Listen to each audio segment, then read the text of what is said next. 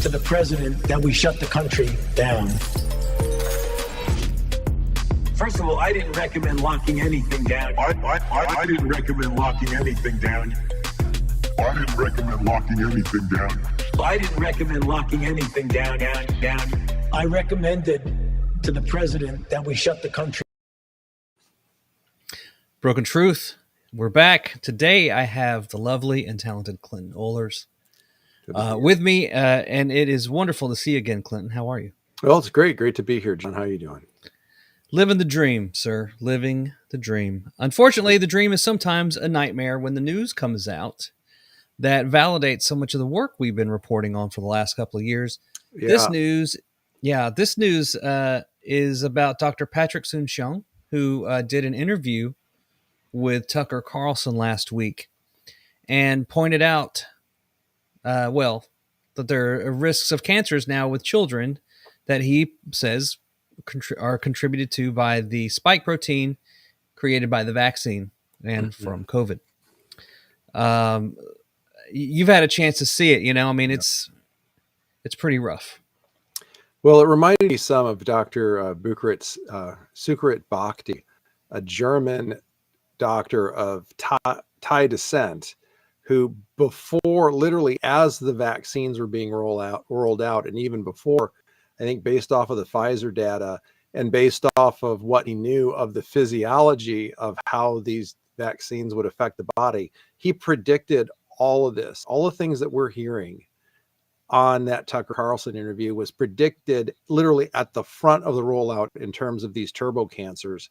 The idea that you've got cancer occurring in, a pancreatic cancer in a child as young as 10, or actually 13 was the case. And then in 10 or 11-year-olds, you're having colon cancer. Right. Right. And then, others are talking about this too, like Dr. William Marcus talking about they're seeing in 20-year-olds, the type of cancer that normally is reserved for people 70 years and older. So for the first time, they're seeing it there. So this was an important interview.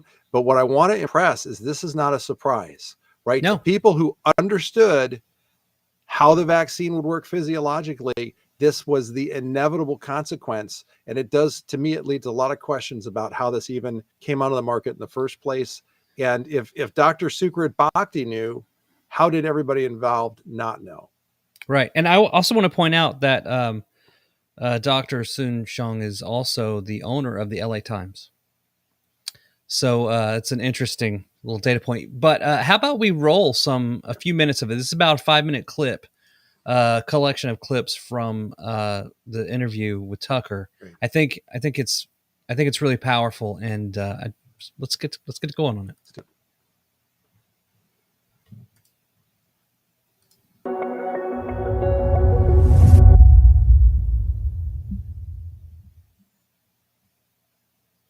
Really worrisome to me now is not just the rate, but the population in which it's increasing, i.e. the younger people.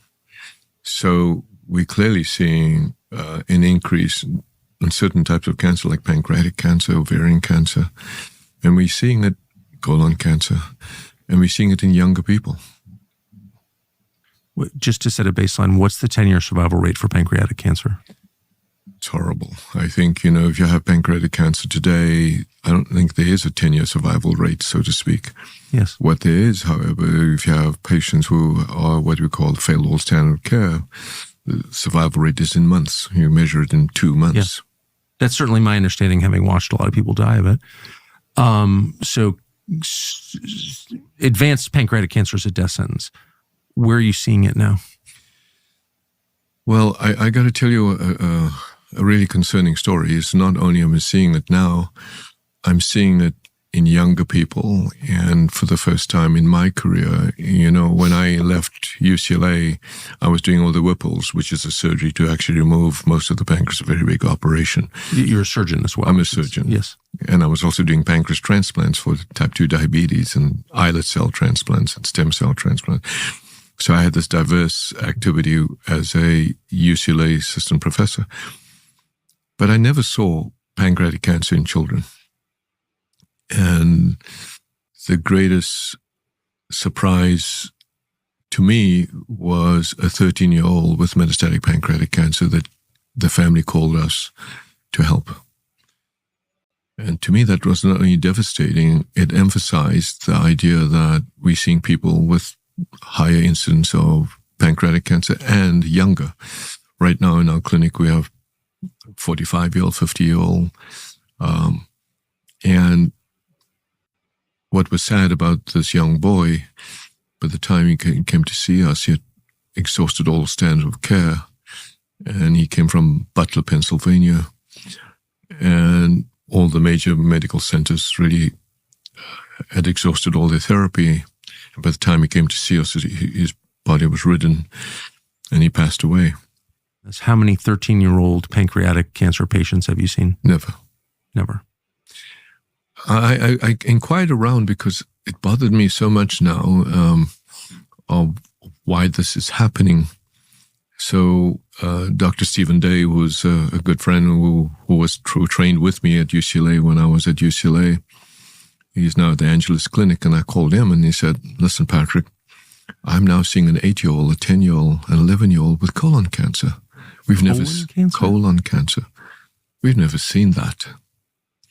We're seeing now 30-year-old, 40-year-old ladies, young ladies with ovarian cancer. So this is a real phenomenon of a rise of cancer in early people, in young people, and really need to get to the bottom of that. So certain kinds of throat cancer are caused by viruses as well, correct. Right? If you get HIV, you get Kaposi sarcoma. Yes. So we call that oncogenic viruses in medical terms, meaning viruses that are induced carcinogenic. And the fundamental basis for that are threefold.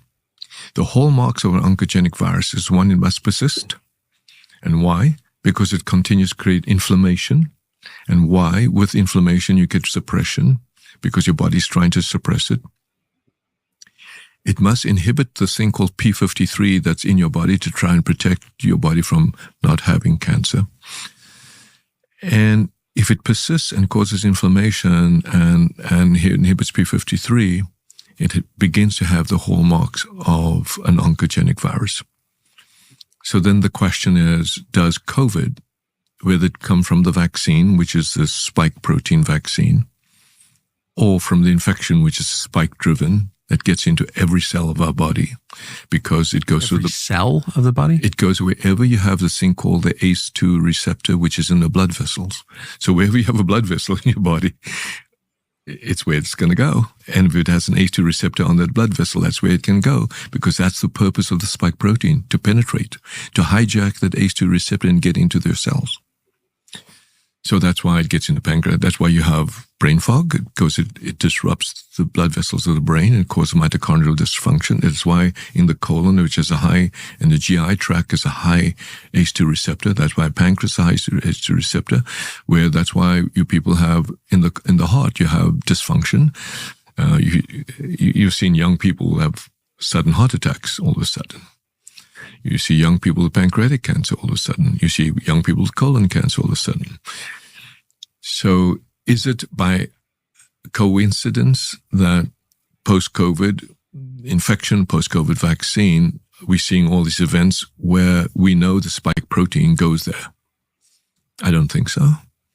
I think it's not a coincidence. So the question is, can we prove, is this what I call long COVID virus persisting? And the group at University of California, San Francisco, has now definitively proven that and published that in papers like Nature.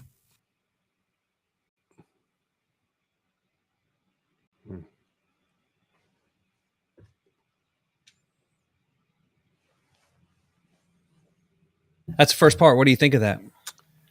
Well, that's really concerning because for all of us who avoided the vaccine but did not manage to avoid COVID itself, it does make you wonder if there's longer term consequences for everyone. And it does make me, it makes me reflect back on the Chinese, right? The Chinese had these draconian lockdowns, and it really does make me question whether they knew something that we don't. Right. It's well, there was so much espionage and dirty tricks going on throughout COVID against our own people, against this is just disappointing, at the least. We covered this in our NIH Gate work, and part of that was, the National Cancer Institute had evidence in 2021 that there was a spike protein concern with P53 induced cancers, and here he is saying all of this stuff that we reported, and for some reason the NIH and the NCI chose not to release 490 pages that would have probably implicated their awareness of the issue, because they were now, in 2021, they were suppressing studies that showed this link. Now here we have it again. And who wins? Who wins when they kick the can down the road like this?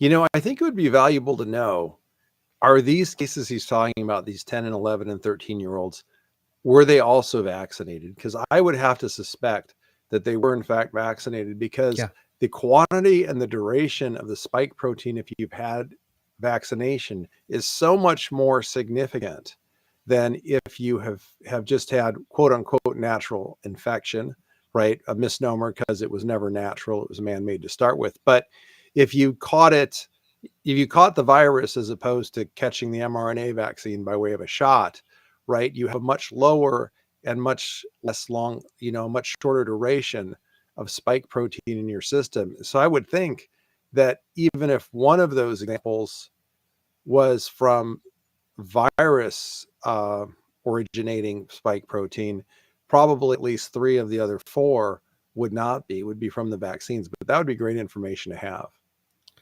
Yeah, this is obviously not the end of the story, but it is definitely an expected plot twist. Let's keep going. He's about to talk about how leadership betrayed us.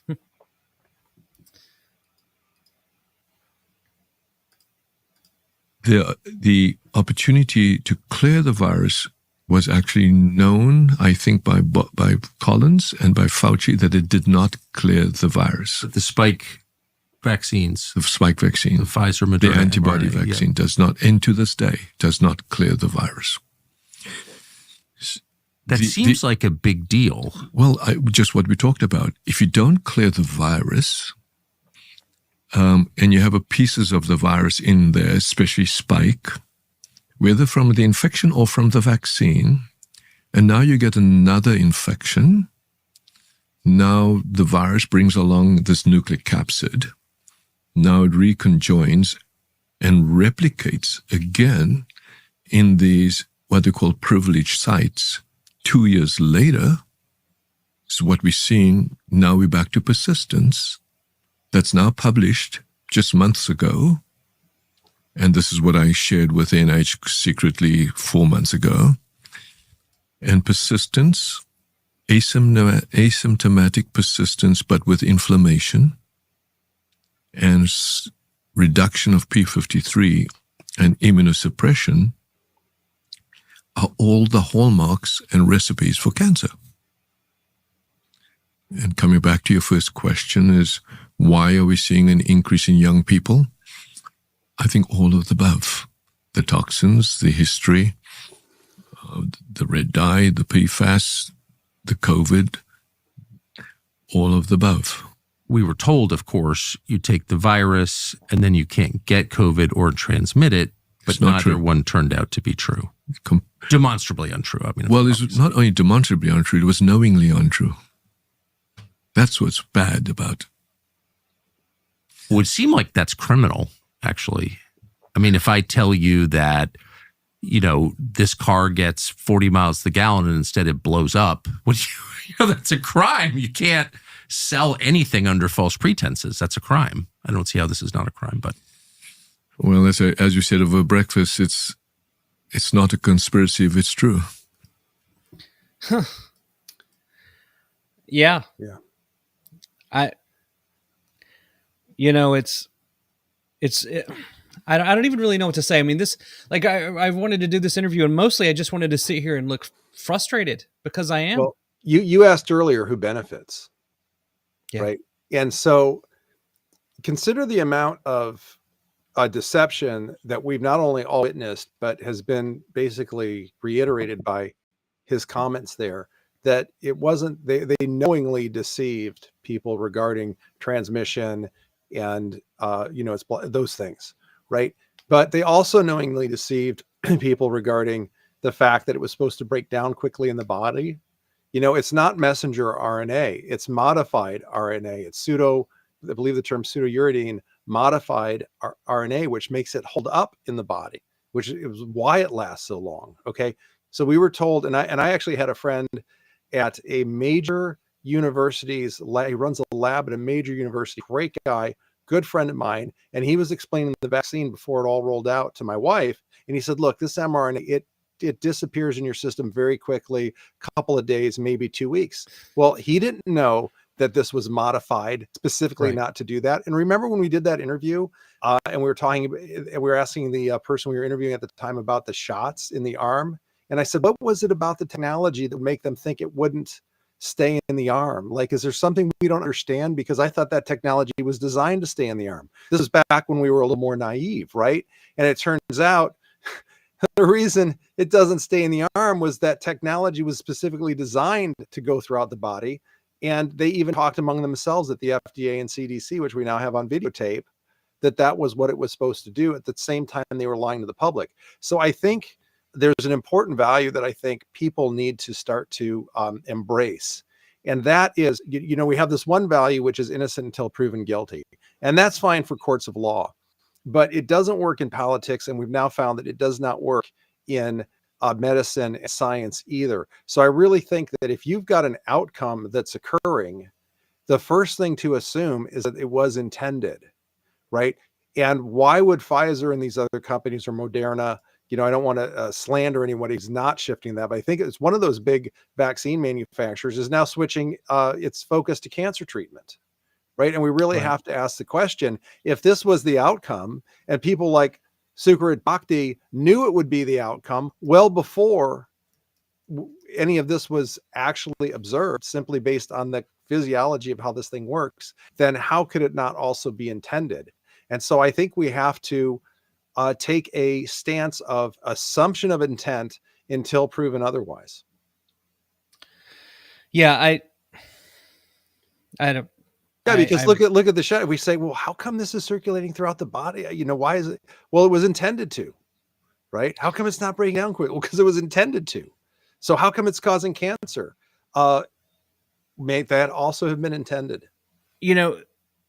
And this opens the door to a critical review of history. You go back to the 90s. There was the Egyptian UN meeting where they discussed population control, and then you start looking at like fentanyl rolled out shortly after. Like all these negative things started really happening, and you could start asking questions. Okay, you remember when Tedros got very upset and said it was racist to consider doing vaccine clinical trials for COVID vaccines in Africa? Mm-hmm. He said this kind of racism would not help.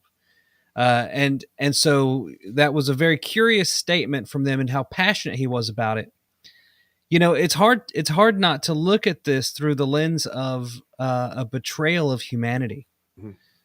And it's worse than profit. I mean, they say follow the money. We've definitely followed the money, and certainly there was a lot of profits to be made from this, but it's almost as if the greed motive for profit was secondary, or maybe even expected and exploited to get people on board this gravy train, which was self-destructive. Yeah, I was one of the last people, I think, to come on board. I mean, obviously, there's not many who still haven't, but in terms of people who have been kind of out in front on this information, I was probably one of the last to come on board to say, maybe the real intent here was massive depopulation. But look at fertility, okay? Just take that alone. So you've got a situation here where within a year after the rollout of the vaccine to the demographic globally, reproductive demographic, so you're 20 and 30 years old, right? A 20% drop pretty much everywhere wherever the vaccine rolled out. In addition to that, a natal death, right? I recall Dr. Nagaste from Canada talking about the kind of increase in natal death. So this isn't miscarriages. These are viable fetuses that just die before they're delivered. That used to see, he said at his hospital, or at least in his ward, they would see 5 to 6 in a year. So that would be one at most every 2 months. Yeah. That switched to one every 2 days. That is an extraordinary, that's a 20, I think that's a 26, 2,800% increase in this. And so again, you've got to say the first thing that people were concerned about, the very first thing, and the thing that the Japanese were concerned about was this protein mimics a very important placental protein. If we immunize against that, will we be immunizing mothers against their own placentas? Fertility was the first thing that was caused. And I remember when my parents asked what I thought of it, and I was still a little bit naive, we thought, well, the benefits seem to outweigh the risks. In particular, you're not going to have any more kids, right? The only thing that I had heard at that time that I thought was credible was that it might affect fertility. Yeah. You just wouldn't believe that educated medical leaders would do this. Yeah. You just couldn't imagine. Like when I see them now, there are doctors that are on Twitter and whatever else, and they still push the vaccine for pregnant mothers. I mean, it's beyond criminal. It's Well, we're going to get into Francis Collins in a little bit, and his pushing the vaccine for pregnant mothers, I agree, I think was probably beyond criminal, given the evidence he should have had at the time he was doing this. so yeah. Let's keep going. I mean, this next part definitely takes it to a darker level, but I think look, you've got a prominent UCLA medical doctor saying this stuff now. This is not in the realm of conspiracy theory, but look what they did to him.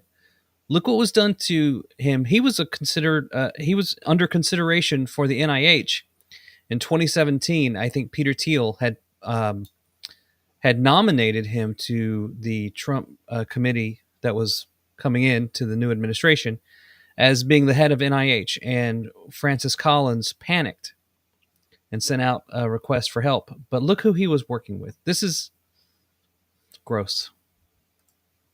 But worse, I've since discovered, not by my inquiry, but it's been revealed to me, emails about Francis Collins and some politicians work hard to prevent me from even becoming head of NIH. And I think that was the motivation all the way downstream, that we asked, okay, so what happened to this vaccine? So I called the FDA and said, okay, I can't do a randomized placebo-controlled trial now because you got Pfizer's Moderna vaccines all over the place. So let me be the booster. And Peter Marks, to his credit, was the one who said, absolutely. Peter Marks, to his credit, was the one who says, I'm worried about this COVID vaccine and this long COVID. I want to study the effects of this vaccine. Peter Marks would then say to me, Patrick, fine, go ahead. I just want to point out, too, the doctor had actually created his own, they use the term vaccine loosely for a T-cell boosting injection that would help you fight off the disease without an actual vaccine. Everyone should go watch this interview. It's about an hour and a half long, but it's really powerful. This is how they railroaded Dr. Soon-Shiong's different kind of vaccine that wasn't mRNA based and wasn't spike protein based. Yeah. And so it wouldn't have had these negative effects, and it would have been a competing, safer alternative. Yeah. And look, he could be biased. It's his own product. I don't know the details. Again, I'm not the scientist or the researcher. I'm just a guy saying, hey, look, he had an alternative, and this is how they treated his alternative, even when they, as Peter Marks told him, there was a concern. I injected the first 3 patients as a booster.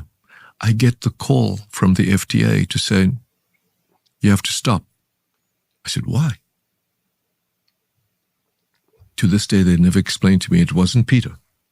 It was people around Peter said, you must stop. It was during the Biden era. And I think there was this, sadly, I'm not a conspiracy theorist, but now I've come to realize it truly was a deep state inside there that had a motivation beyond, it's sad to say, it's the most devastating to say, beyond public health. That's so powerful. Mm-hmm. That's so powerful. It was a motivation beyond public health. What in the hell was it? Yeah, and that's why I say I think it's. I mean, it's hard for me to see that this was just financial. I mean, it could just been a financial incentive, and I would be more than happy than anyone else to come to be persuaded of that. But you know, it does seem like we at least have to consider the possibility that maybe depopulation was the original intent.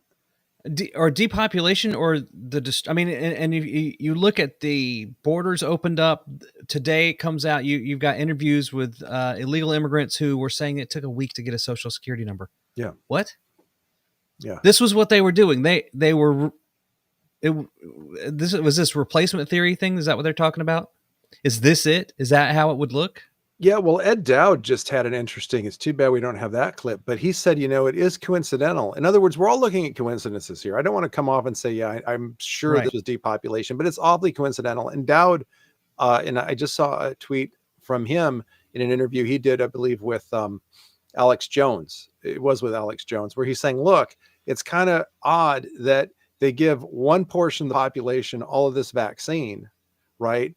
And he said, you know, in his opinion, it really looks like they were trying to get rid of baby boomer pensioners, right, who are going to be an economic drag on the economy. And then you bring in all of these younger foreign nationals as part of replacement, and then you create an inflationary scenario.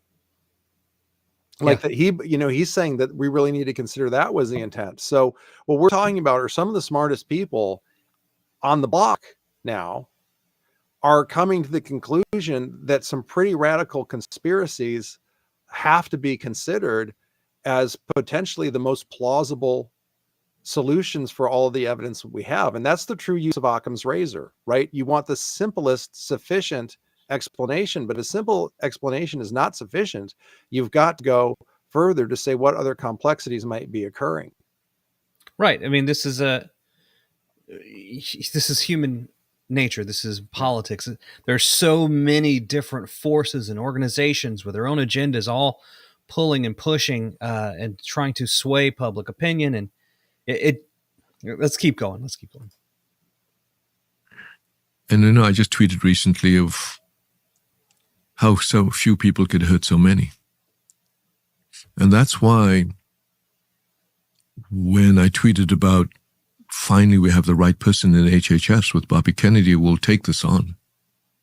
And that we have doctors that will be like Marty McCary, who I don't know, but I do know he's a surgeon who can understand and touch and feel what it means to be there on behalf of the patient. And my support for that. I think we have a chance now to completely turn this around. I think the main culprit really sitting there was Francis Collins. And he controlled, I mean, I had shared with President Trump that Francis Collins should not be the NIH director. He offered me a job. Peter Thiel nominated me. And I've since found emails of Francis Collins sending an email to a politician that alarm bells, Peter Thiel has nominated Patrick Soon-Shiong. We have to find a way to stop it. Why? To this day, power, greed, political need. So I can't give motivation to that. All I can tell you is when I saw that email, I was devastated that somebody would actually go to that extent and then send that same email to the CEO of Bio, which is all big pharma. And that CEO of Bio said, let's go to Google search to find some dirt on him.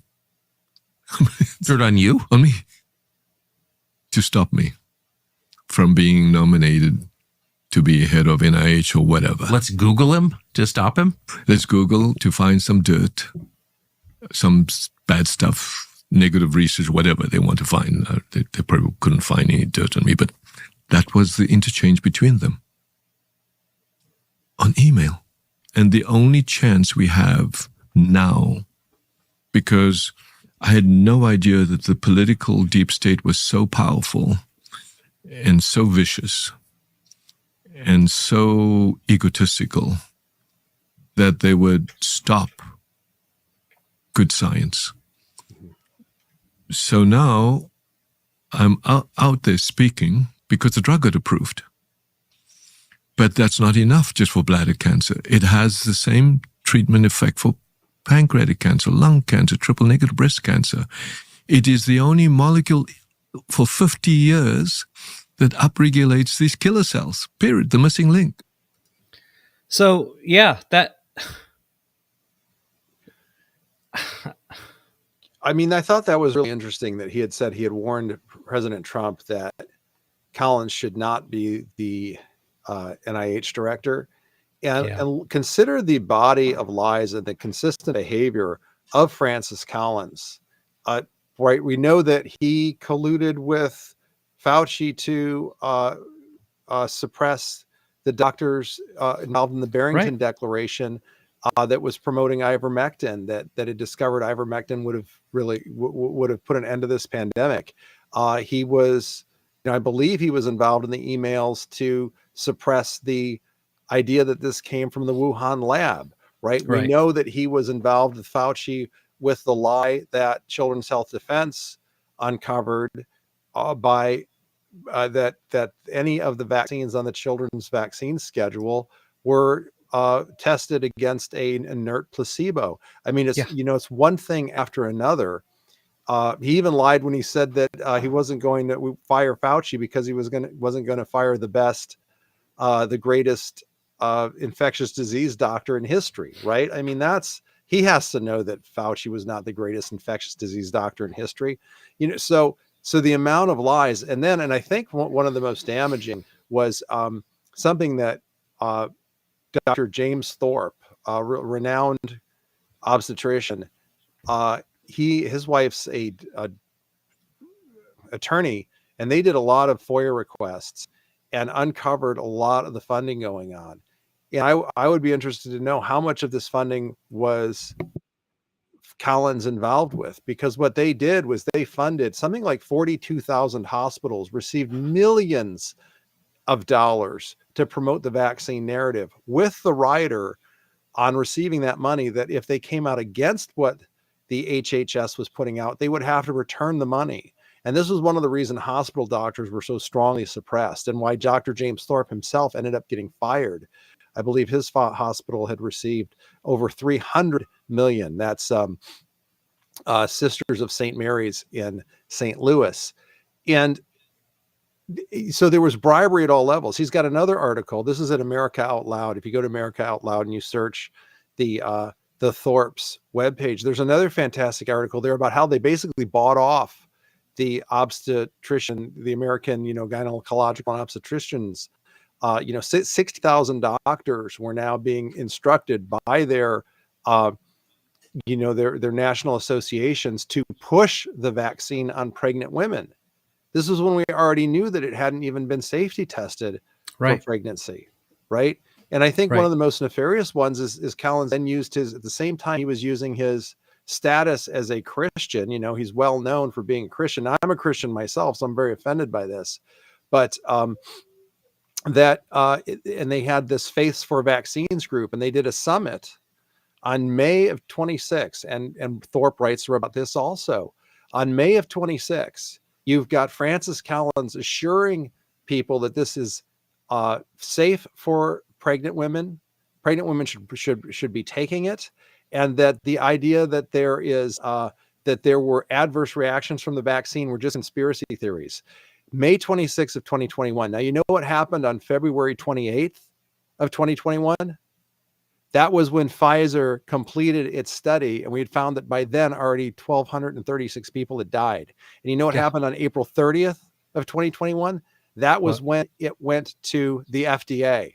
It's time-stamped as being delivered to the FDA on April 30th. That means that it was within the hands of the institution which would be informing Francis Collins a month before this summit of faith leaders, where they're telling people, you do what Jesus would do. If you love your neighbor, get the vaccine. Oh, and it's safe for pregnant women. And this is just conspiracy theories. Like a month before that, they already had the data that it was horrible for pregnant women. So there's levels of, when he says that the deep state was more malevolent than he could have ever imagined, again, the smartest people on the block are picking up on this. So, Seth Gruber discusses in a story called, what was the name of the story? The Most Evil Man in Medicine, something like that. Anyway, it's truly, I mean, this one interview. As you know, the president in the White House. When I watched Collins, and this was from July 2020, Collins smiling, folksy. Oh, the reason why everybody's sick is because we have freedom. I mean, look, gleeful. Yeah. If you were presiding over the most devastating public health disaster in American history, would you be all smiling? Well, gee whiz, holding up toys and crap like that and singing songs. He kept singing songs. That was his whole thing, too. Really, honestly, it's got all the makings of a Dr. Evil spinoff. It's terrifying. But I wanted to get to one point. Dr. Soon-Shiong says that there's a politician involved in the back and forth, and as soon as he said that, I thought, well, who would that be? And you got to think, this was 2017. This was before COVID. This was before we understood the horrific treatment of animals and babies and aborted children and things like that we've just come to discover the NIH under Collins was doing. Even so, Collins was in his email chain was with, I found the emails, by the way, through the FOIA request that Dr. Soon-Shiong is referring to. The emails involved James Greenwood, former congressman from Bucks County, Pennsylvania.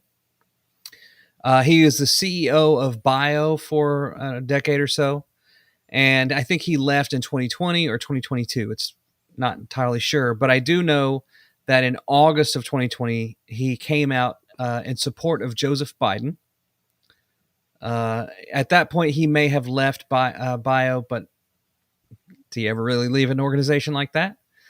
Bio represents Pfizer, Gilead, all the major pharmaceutical companies. So we had a very anti-Trump, I don't know, rhino, if you want to call him that, James Greenwood. But the other person that was on the thread was Newt Gingrich. Mm-hmm. Newt Gingrich was the one that said, I need details. Can your guys quietly go through Google, etc., and see if there are facts I can use to stop him in terms of hiring Patrick Soon-Shiong? And there are more, loud alarm bells are going off again. He's back on the list from Francis Collins. He was asking for help. So it appears that at the time, Newt Gingrich had the ear of the President Trump, or at least his advisor, as an advisory role to his committees that were making decisions. We don't know if Newt actually got through to the president or his people to influence their decision to stay with Francis Collins over Peter Thiel. But it's not a good look to be on an email thread keeping a bureaucrat who did horrible things just 2 or 3 years later. I mean, look, Francis Collins is essentially being insubordinate in the CNN interview where he had been quoted as saying that he would not fire Fauci if asked by the president. Yeah. The NIH director is a political appointee by the president. You do what your president says. So frankly, just to go out there and be insubordinate like that, that's very curious. How did he not get fired right then? Did they just refuse to quit?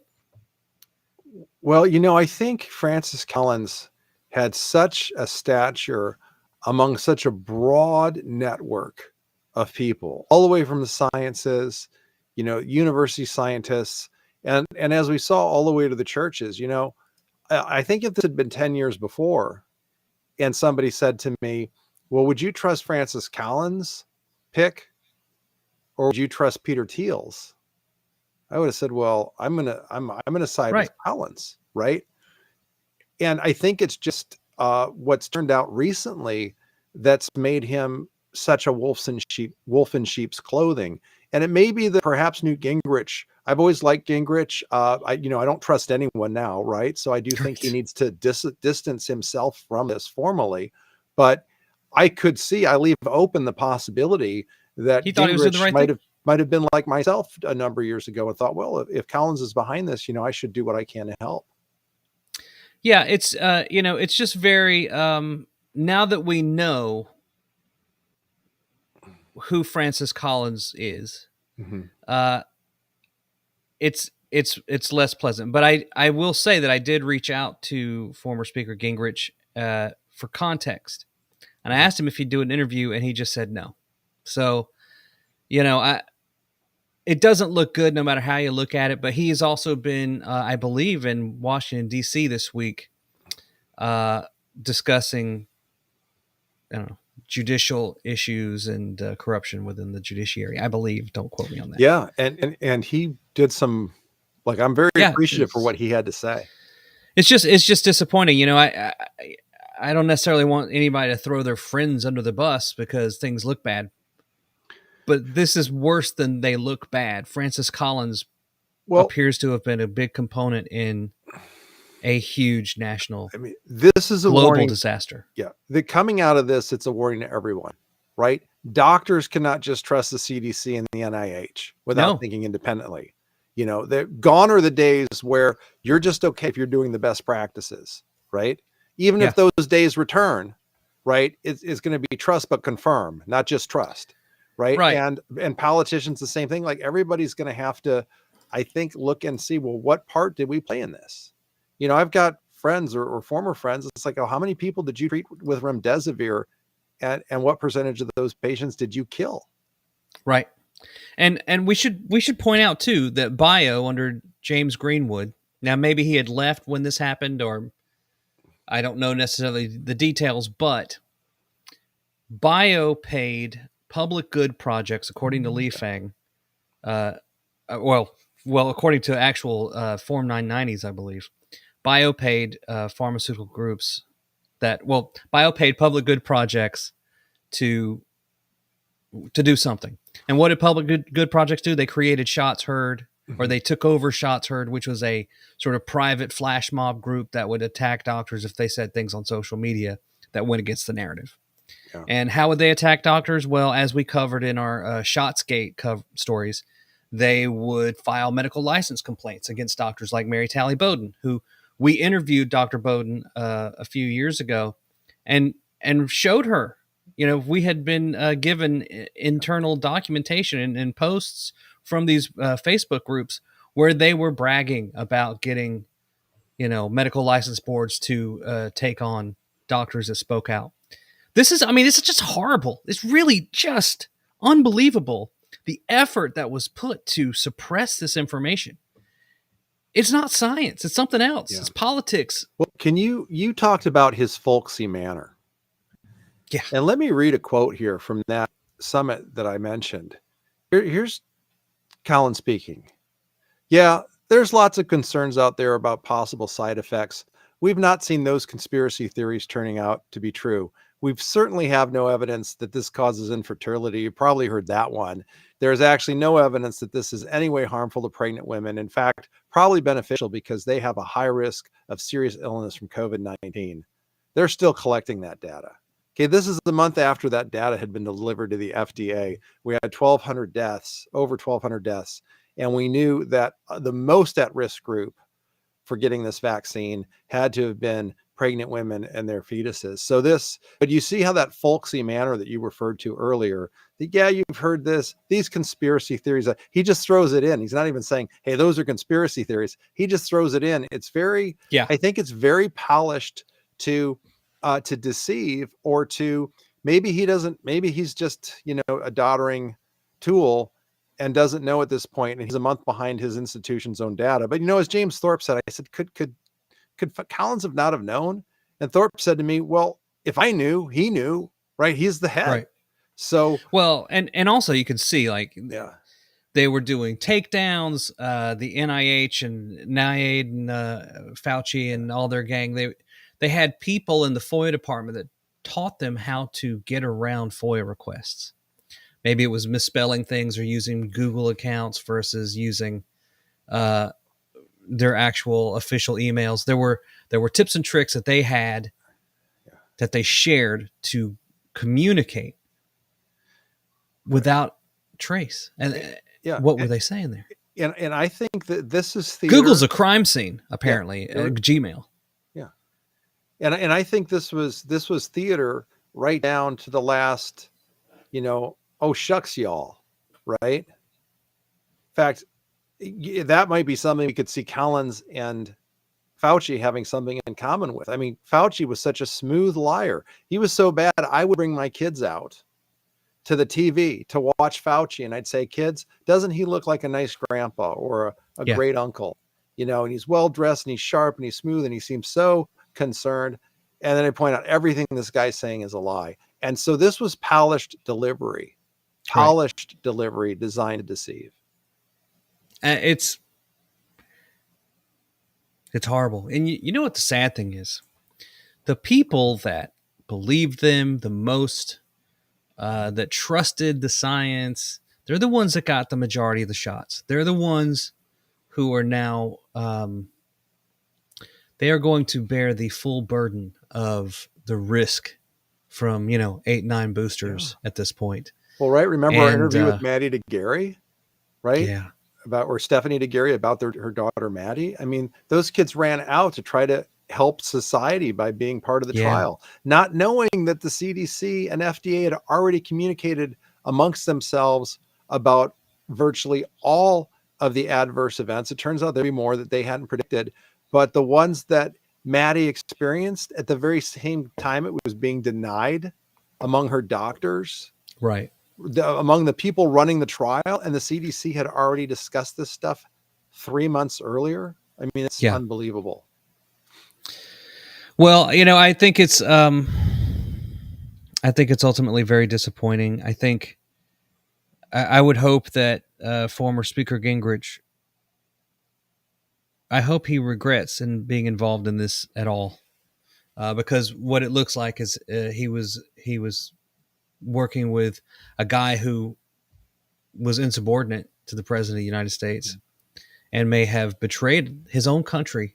I mean, the ramifications of all of it it's so profound. It's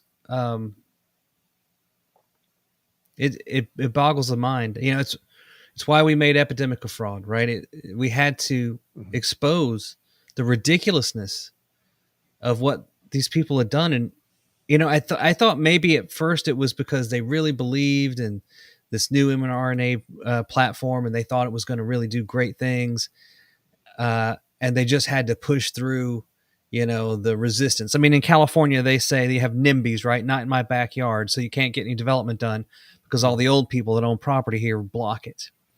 So they thought, well, we could just push through it, but I don't know. This, at some point, when do you stop?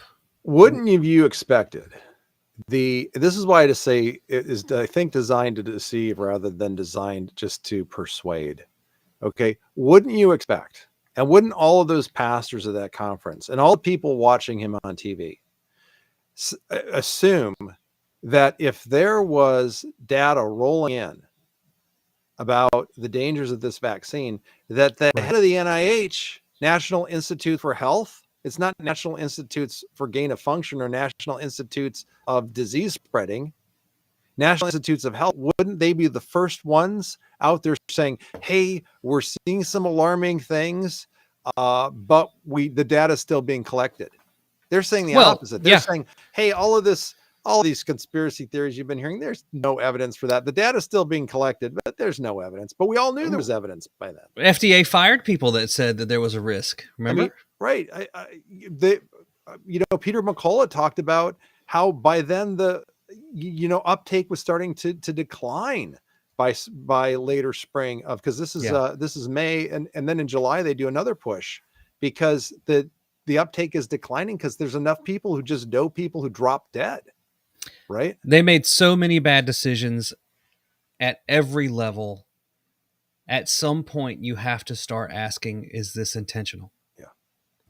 And that goes down to how they discredited hydroxychloroquine, how they promoted remdesivir, and the real, I don't know if it's brilliantly evil, is that if you know the people on the left will do the opposite of what Donald Trump says,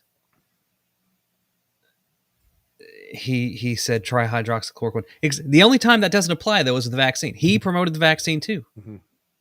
So it's weird how that doesn't turn them off. I mean, I think he genuinely believed it. I mean, I don't think Trump's going to come out and openly say that he was deceived. Right. But I think that's exactly what it was. But I think too, we've got to remember from all the work that we've done over the last couple of years, right? It wasn't hydroxychloroquine. It was suppressed because they knew it could be effective. Right. It was for that very reason that it was suppressed. And if there's any doubt about hydroxychloroquine, then there can be absolutely no doubt about ivermectin. Right. Now, there's no doubt about hydroxychloroquine, but the proof is that the narrative against ivermectin was so detached from reality or for science that it was absolutely because they knew ivermectin worked that they were suppressing that one too. So basically everything that they knew worked, they suppressed up into and including monoclonal antibodies, which was an expensive therapy, right? So people say, well, if it was really about money, why suppress an expensive therapy like monoclonal antibodies? But they suppressed that too. Anything that worked, they suppressed. Right. It's a mess, Clinton. Everybody should go check out the full interview on Tucker Carlson Network. I think he's posted it on X as well. And can I add something? Sure. Everybody ought to be checking out Dr. William Mackus, the Canadian oncologist, his Twitter feed on the therapies that they're finding for cancer. Because if his studies that he's posting are right, I mean, that's going to be the way out of this. I'm very concerned for this generation coming up who were basically forced to get these vaccines in order to stay in college and get their college degrees. From the looks of it, they will be the most cancer-affected generation in American history and in human history. Okay, maybe outside of Chernobyl. Okay. And what happens to their kids, though? That's even more concerning. Well, if there are therapies, if ivermectin and febendazole and now bendazole and methylene blue are doing what it appears that they're doing, everybody needs to know about it. Everybody needs to be on top of it, and everybody needs to be using it. Yeah, I'm not a doctor. These are all just opinions. Don't take our word for it. Blah blah blah. Yeah, we're not giving medical advice. We're just saying this is the direction that the science appears to be going. So everybody needs to be aware. So let's hope that. I think we may refile our NIH gate request now that we have new leadership. Let's see what happens with that. Clinton Ohlers, thank you very much. This is Broken Truth. I'm John Davidson. Have a good day. Thanks, John.